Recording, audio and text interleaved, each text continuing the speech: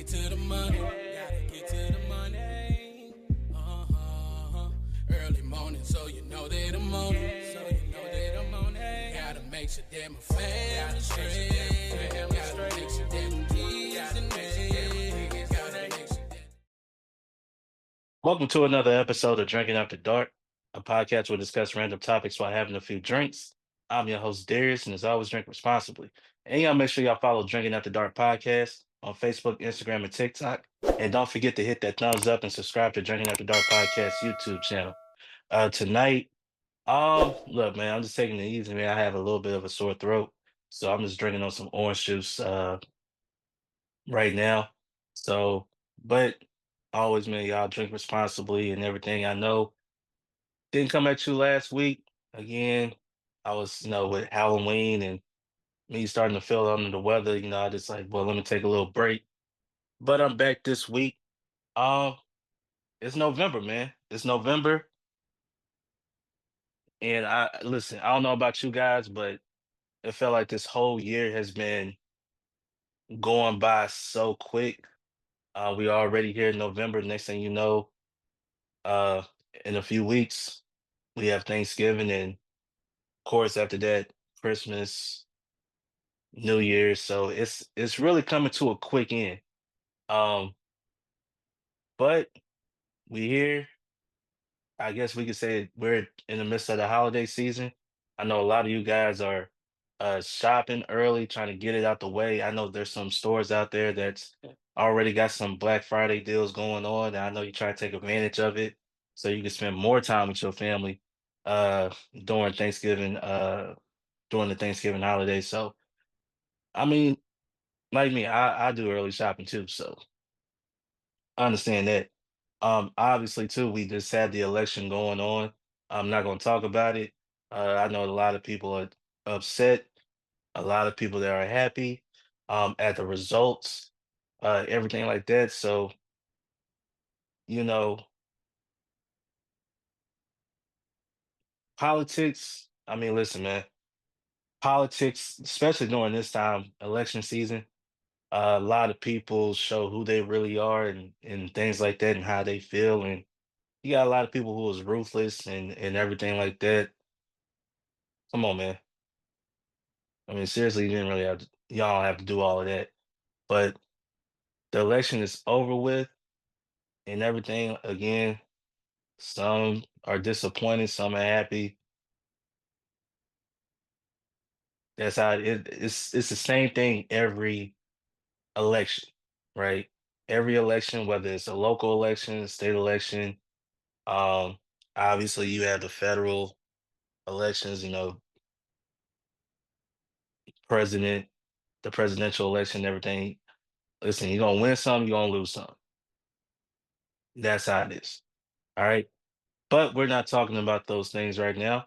Um, what I'm gonna talk about, th- this is the time of the year I enjoy, right? So the summertime, I really, I mean, it's cool. I really don't like summer. It's way too hot for me. But the when you talking about the fall time, right? You think about everything that's happening, right? We got football season, we have NFL and college, you have the NBA season, now you have college basketball is starting up. For me, there's been a lot of talk about the decline of the NBA ratings. Okay. Um, we heard Shaq talk about it. We are heard Gil's Arena, uh that podcast, we heard them talk about it. Here's the thing about the NBA season, especially early on. I don't think people need starting off, right? You're competing with the NFL. In this country, the NFL is number one. Now we all know the NBA is more of a global sport than the NFL. The NFL is trying to make it more global. But the NBA, you're talking about Major League Baseball, MLS, those are more global um global sports, right? Compared to American football, but it's number one here. Okay. I think the problem with the NBA is that you do have the star power, right? You do have star power. You still got LeBron, you still got Steph, you still have, Kevin Durant. But who's the next guy that they trying to, put forward as the face in the NBA? Because eventually LeBron's going to be gone. Steph is going to be gone. KD's going to be gone. Who's next to step up? Is it Anthony Edwards? Is it Jason Tatum? Is it Luka Doncic? Is it, who is it? Is it Joel Well, can't say Joel Embiid because we'll get to his situation in a second. But, but here, all right, I can give you my me personally. I'm just talking about me. I love basketball. I love NBA basketball. But for whatever reason, I feel like even though the season started, I don't really start watching NBA basketball until like around Christmas time.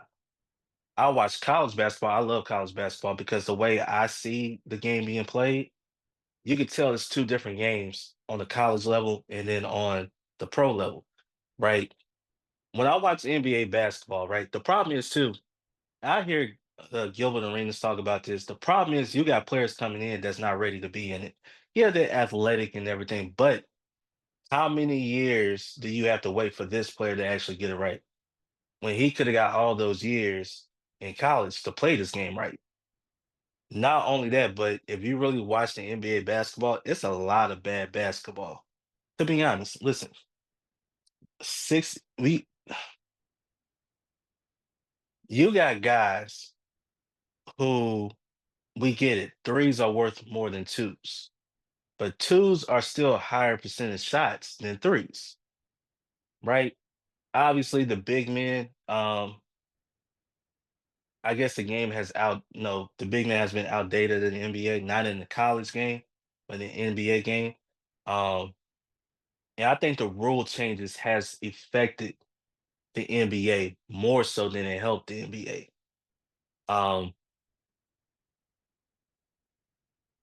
Here's the thing. We all know the NBA is more like a copycat league, right? Everybody wants to jack up threes. I think when you have a fast break, they teach you from elementary school. Fast break 3-on-2. Why you got a guy going straight to the corner for a three? Go get the layup, get the points. You know what I mean? Why would you waste an advantage to shoot a three? Doesn't make sense to me, right? And now in this positionless basketball, I mean the floor is spread, but the issue is you see it in the regular season that a lot of teams don't take advantage of mismatches. And when they do, and here's the thing too, like again, I love basketball and everything. This is what I love about college. At least in college, they're like, oh, you got this big down here who got a guard on him. Give him the ball, we work through him. But in the NBA, if you got a big on the guard, they clear it out and let that guard go 1-on-1 instead of basically giving the ball to the big down low and let him go to work on the guard and make it easier for you to get a better shot, right? That's the way I see it. Um, So you have that aspect, and then another aspect is this. You take away, let's move forward, right? Let's move forward to next season. You got to think about how many different platforms the NBA is going to be on. Now everything is going streaming, right? Everybody's streaming. You know about WWE going to Netflix, right? You know about we see the NFL, we see them on Amazon Prime. One game, it's one game out of a week. The Thursday night game. You see that Amazon Prime. Uh, Also too, I mean, you got Max, formerly known as HBO Max, but just Max now. You could watch. if you have it, you have to upgrade. You could watch live NBA games or even live baseball games if they have it. You could watch those games on there if you have it. Everything's going streaming.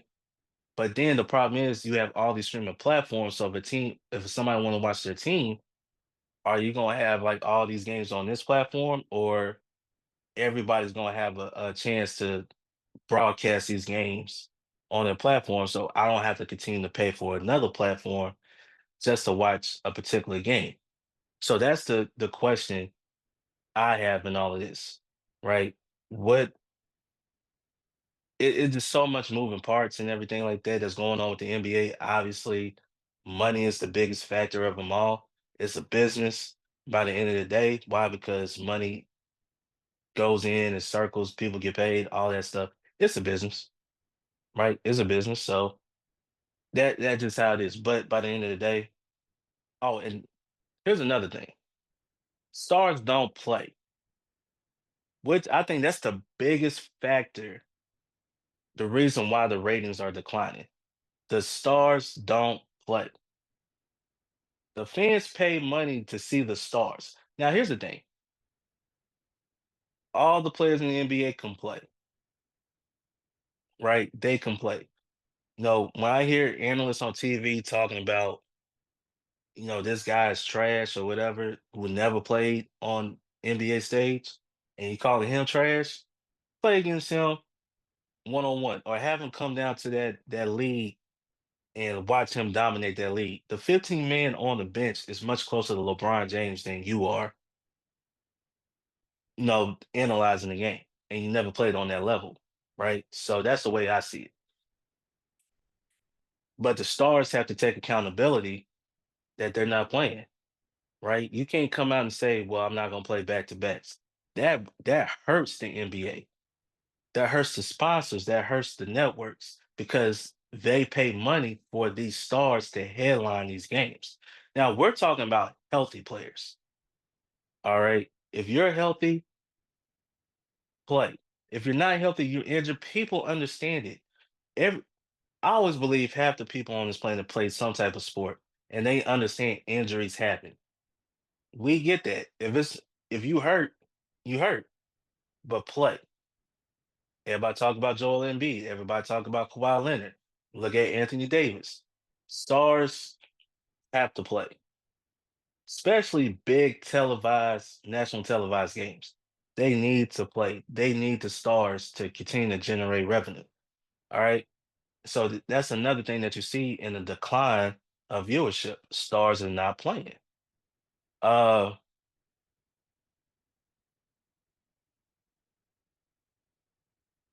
Here's the one thing too. I think this could also play a part. When you take football is once a week. Okay. So you look at the culture around football, you got, even on a high school level, you got tailgating, you got some cities, whether it's across the South or wherever where football is really big. Some cities, especially the smaller cities, will shut down. The smaller towns will shut down for Friday Night Lights. So you have that, and you just have the culture around it. And then when your team plays, whether they win or they lose, that sticks with you for a week. If you watch an NBA game, your team loses that night, knowing they'll play either the next night or the night after that, okay. Or if you miss a game, it's not a big deal because you could catch them on this night, right? They're playing like 3 or 4 nights a week. And a lot of times they're playing against teams that's like, okay, I'm not really going to watch it. Who they got on that team that I want to watch? You know what I'm saying? So that's the way I see it as well. So it's a number. I think Adam Silver has to figure out a way to really figure out to increase the viewership of the NBA. He has to. And I think he's the guy the players like, but I think what David Stern he always did was best for the league, right? He always did was best for the league. And I think Adam Silver, I think he's trying to move in that right direction, but I don't think people feel it, right? Um, so I don't think it's gonna be much of a problem in terms of later on in the season when, football season is over. You just have basketball, baseball probably will come about, but not so much. But, I think the ratings will get better as the season goes on because while the season goes on, we all know we're basically midway point NFL season. You know, we all it's gonna come by pretty quick. All right. So it'll get better. It'll get better, especially when teams start playing better. You start seeing star players back on the court. It will all come back. So, but speaking with the NBA, uh, Joel Embiid got into it with a reporter who called out his brother, his deceased brother's name, and his child in an article that this particular journalist wrote. He got into a little altercation with this guy, and players have to be professional at all times, but I think a lot of times when you mention someone's family member, especially ones that's deceased, you mention one's child, you can't come back from that. I'm sorry. And you know what? I'm on Joel Embiid's side. If he got a little physical altercation with this guy, they say he just shoved him or whatever. I don't care. This journalist deserved it. And here's the thing about that team. Joel Embiid is your franchise player. Philadelphia 76ers, that's your franchise player. I heard Kenyon Martin said this on the podcast. Why does this guy still have a media pass? He talked he talked about your star player. You can't allow somebody who talks about your star player to give him a media pass saying he's gonna have access to this guy. Because that's still in the back of his mind. So here's the thing: if Joel Embiid knocked the dude out, I would not be upset. Now, would he be suspended by the league? Yeah, but I think it'll be well worth it because now this guy knows not to talk about anybody's family anymore. And I think, and here's the thing about journalists: journalists have, in a sense, they have more power than the actual player because of what they write, what they report.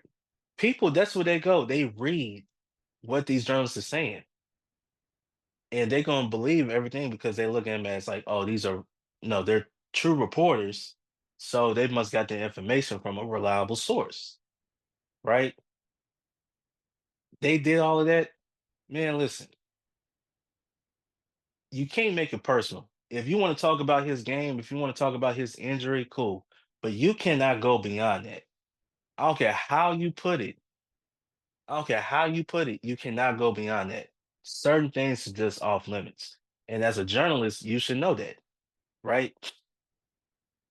Listen, we all know Stephen A. Smith, probably the biggest sports journalist in this entire world, right? Probably. Definitely in this country, probably in the entire world. The interview he had with Jalen Brown, hey, listen, I love that interview. I love that interview. At some point, as a journalist, I get it. You try to make a name for yourself. You want to keep the headlines going. You want to keep the views on you and all this. So you're gonna say stuff that's gonna bring attention to you. But at some point, you know, where's that line of you not crossing? And listen, you can't get, and as a player, you gotta understand the bait. But listen, some things you gotta let them know you can't do this no more. And as the Philadelphia 76ers, I know they read that same article. Protect your player, protect your franchise, protect your moneymaker. That's what you got to do. And I feel like the Philadelphia 76ers didn't do that. So um that is just my opinion on that matter. And you just can't go. This goes for all the journalists out there, whether you're um sports writer, if you're a music journalist, entertainment journalist, fashion journalist, you can't make it personal. You have to keep it professional at all times. Okay, we understand people going to be criticized for what they've done on the court, on the field, in the business world. fashion world, music, entertainment, so be it. But don't cross that line at all. Don't cross that line. Make it personal. Okay. And this is the last thing I'm gonna say. I just want to. This is a statement I want to make because we're in the middle of the NFL season. Y'all know I'm a Steelers fan, but we got to stop this. This is for all my Cowboys fans. Okay, this is for all my Cowboys fans. We got to stop with the label America's team. It's a brand that is not living up to it. Okay, Cowboys are not a good football team. The Cowboys. Here's the thing I think about the Cowboys. To me, Jerry Jones. I think this is the reason why they won't win the Super Bowl anytime soon. As long as Jerry Jones is running the show, I believe he's more focused on the headlines, more so championships. He wants to be the face of this franchise, right? Not the coach, not the player, him. The moves he didn't make hurt his team. He could have got Derrick Henry. You see what he's doing. He's still prime Derrick Henry, leading the league in rushing, touchdowns. Um, what was it yards per carry? You see what he's already over 1,000 yards this season, midway through the season. Which the Baltimore Ravens need to start giving the ball more. Okay, that's Derrick Henry back there. No disrespect to Lamar Jackson, but doggone it, you got that beast back there, Derrick Henry. You need to give him the football more. But uh, or basically have more of a balanced offense. Okay, I think because I think they going if they gonna make it to the Super Bowl, they're gonna have to run it through Derrick Henry. Um, but you could have had Derrick Henry, but you could also have Saquon Barkley. You didn't. The moves that you have made has hurt you so much to where you really can't do much. Can't do much. And I'm just gonna be honest. That star on the helmet, when I see that star on the helmet, Jerry Jones. Jerry Jones I think his ego is the issue. He wants to be, he wants the Cowboys to be in the news, in the sports media all the time, win or loss, wants to be in the news at all times. And I think that's the issue that the Cowboys is facing. Are you more interested in being a headliner on Sports Talk, or are you interested in winning Super Bowls? Because I know the fans out there, they want Super Bowls, right? They want Super Bowls. You got rid of Jimmy Johnson because he got all the credit and you felt like you didn't get no credit. He wants credit for something that obviously he's been failing at. Now, yep, the last few seasons, 12-5 record, great, but guess what? Expectations is much higher than that. Everybody talk about, oh, this our year, this our year. And here's the thing: everyone who's not a Cowboys fan know it's not your year, but you, right? When I look at teams right now, I look at Kansas City have a chance to three-peat. I look at Baltimore right now and the way they're playing. They have a chance to make it to the Super Bowl. I look at Detroit, the Detroit Lions. To me, the best team in the NFC, them and the Kansas City Chiefs are the two best teams in the league. Okay. You have that. And you have some other good teams. My Pittsburgh Steelers, what they're doing. I mean, they're a really good football team, right? That could disrupt some things, maybe make it to the playoffs, maybe even win one game, right? You look at who else? Who else is pretty tough? I look at Atlanta Falcons. They are a tough football team, right? They are really good the way they're playing. Solid team. Okay. There's other teams out there. Dallas Cowboys to me is a team. It's like when people talk about them, they look at it from the outside, like, "Oh, yeah, we look at this from the outside," but when you look underneath that engine, look underneath the hood, look at the engine like, "Man, this is not good." It's pretty on the outside, but when you get in and try to drive it and all that stuff, it doesn't drive too well. That's the Dallas Cowboys to me. They're not going far, okay? Uh, Now, I'm not saying they would never win a championship again. I believe every team, it could be their year, but I think there's always certain things that's gonna hold them back. And to me, the Dallas Cowboys, what's holding them back, Jerry Jones. And look, if if y'all see this, y'all be like, hey, you can have Jerry Jones come on my podcast and talk to me. Okay. I don't mind Jerry Jones talking to me at all. Don't mind him talking to me. I hope he see this and we can have this conversation or whatnot, because I know a lot of guys don't want to have that conversation with him. I don't mind having this conversation with Jerry Jones. Okay. But that's just how I feel. I think we need to drop. I get it. It's a marketing thing. He's a great marketer. I ain't gonna lie. Dallas Cowboys, the name, the brand, everything from a marketing standpoint, business standpoint, great. On the field, whole different ball game. Okay. All right, y'all, man. Thank you for tuning in with me tonight. Appreciate you guys supporting Drinking After Dark podcast, man. I can't do this without you guys. Any topics, anything y'all want me to try to drink, let me know in the comments. I do have a drink that I'm going to try, um, and everything for the holidays, but I'm do that to the side. So all of that. But since we're in the holiday season, man, I just want to say, please be safe.